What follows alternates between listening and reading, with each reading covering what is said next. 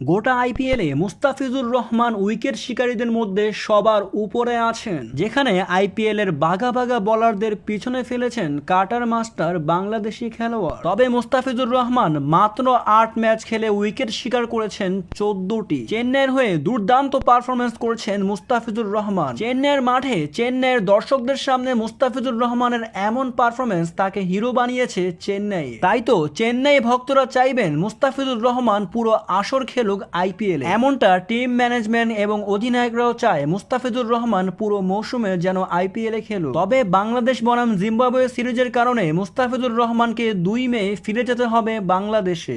তবে বাংলাদেশে ফিরেও মুস্তাফিজুর রহমান জিম্বাবুয়ে সিরিজে নেই দলে। জিম্বাবুয়ের এই ৫টি টি-২০ ম্যাচ শেষ হবে ১২ই মে। তবে ১২ই মের পর মুস্তাফিজুর রহমান কি আবার আইপিএলে ফিরতে পারবেন? তাই তো চেন্নাইয়ের ভক্তরা আশার আলো দেখছেন মুস্তাফিজুর রহমানকে নিয়ে, কারণ প্লে অফের একটি ম্যাচ এবং ফাইনালের ম্যাচটি হবে চেন্নাইয়ের মাঠে। তাই তো চেন্নাইয়ের মাঠে মুস্তাফিজুর রহমানের দুর্দান্ত পারফরমেন্স তাকে মিস করাবে সেই ম্যাচে। তবে যদি জিম্বাবুয়ে সিরিজের পর মুস্তাফিজুর রহমান আবার আইপিএলে ফিরেন, তাহলে সেটা চেন্নাইয়ের জন্য বড় সুসংবাদ হবে। জিম্বাবুয়ে সিরিজ শেষ করে যদি মুস্তাফিজুর রহমান আবার আইপিএলে ফিরে যান, তাহলে চেন্নাইয়ের পরিকল্পনায় থাকবেন কাটার মাস্টার, কারণ চেন্নাইয়ের মাঠেই হবে ফাইনালের ম্যাচটি।